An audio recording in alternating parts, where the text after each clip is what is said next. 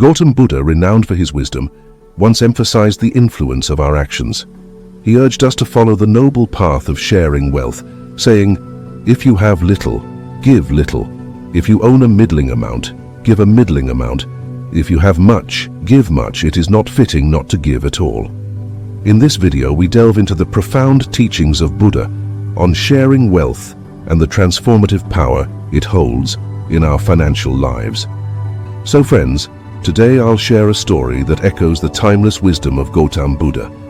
It's a story about the profound impact of sharing wealth and how it holds the power to transform your life. This narrative will illuminate the path to financial abundance through generosity. Once upon a time, while walking with his disciples, Buddha came across a village. He decided to stay in the village for a couple of days with his disciples. This news spread like wildfire in the village that Gautam Buddha had come to their village. Hearing this, people started coming to see Buddha, and they started asking for the solution to their problems. Buddha was also giving them all the solutions to their problems. Meanwhile, a villager said to Buddha, "O Lord, all of us in the village make our living by working hard, and we thank Almighty for whatever He has given us. But there is one person in our village who does not do any work and keeps blaming Almighty for his poverty all the time. He always keeps cursing and abusing Almighty. If we try to stop him, he starts abusing us too. We don't understand what to do." The Blessed One said with a smile, "You guys, please bring him to me." One villager said, "O Wise One, that person is very rude. He can also abuse you, and we can't see him insulting you. Therefore, it is not appropriate to call him here." Buddha smiled and said, "Don't worry. You bring him here. Tell him that I can solve his problem." After listening to Lord Buddha, a few villagers went to bring him. At first, that person refused to go to Buddha and said, "All these sages are hypocrites. They all are fake. I will not go to anyone." But when some villagers told him that Buddha can solve his problem, he agreed. On approaching Buddha, that person stared at Buddha and said, "Tell me what's the matter. Why have you called me here? What do you want to tell me? Do you also want me not to abuse Almighty? Why should I not abuse Almighty? What has He given me? He gave me this useless body, but money is also needed for the body. Why did not Almighty give me money? What should I do with this useless body? If you can solve my money problem, then it's fine. Otherwise, pack up your sack and get out of this village. I know all of the monks are fake." Buddha was smiling instead of getting angry.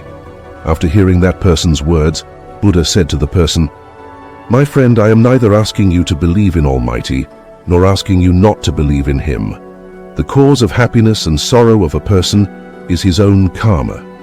That's why, instead of cursing someone else, if you work hard, then your money problem can be solved." Peter, however, was not receptive. He scoffed at Buddha's words, dismissing them as mere lectures and accusing the sage of hypocrisy. His primary motive in coming had been the promise of financial assistance, and he felt betrayed. Buddha, perceiving Peter's resistance, decided to take a different approach. He spoke of a king in a distant land who had a son born blind. The king's advisors believed that a living person's eyes could cure the prince's blindness. "If you," Buddha said to Peter, "are willing to offer your eyes to the king's son, the king will reward you with gold coins equal to your weight. With that wealth, you can live a prosperous life." Peter's anger flared and he adamantly refused. He declared that his eyes were invaluable and he would not part with them for any amount of wealth. Buddha then proposed a more modest request, asking if Peter would be willing to donate one of his eyes in return for a substantial reward from the king. Peter's response remained steadfast. He would not surrender even a single eye, no matter the riches offered. At this point, Buddha gently remarked, "You've referred to your body as useless, but now you call your eyes priceless? Consider this. Your eyes are but a fraction of your body. If your eyes are truly priceless, can your body be considered entirely worthless?" These words struck a chord within Peter.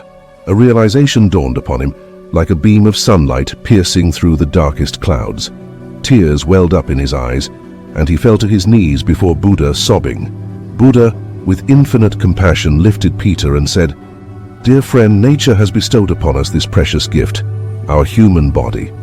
Often we overlook its value, cursing ourselves for what we lack. But today, You've recognized the worth of your eyes. Remember, everything we receive freely is often the most valuable of all. Let us be grateful for this precious gift of life. In that moment, a transformation took place within Peter. He shed his cloak of bitterness and embraced the profound wisdom imparted by Gautam Buddha. As Peter stood there, tears of realization streaming down his face, he felt a profound transformation within himself.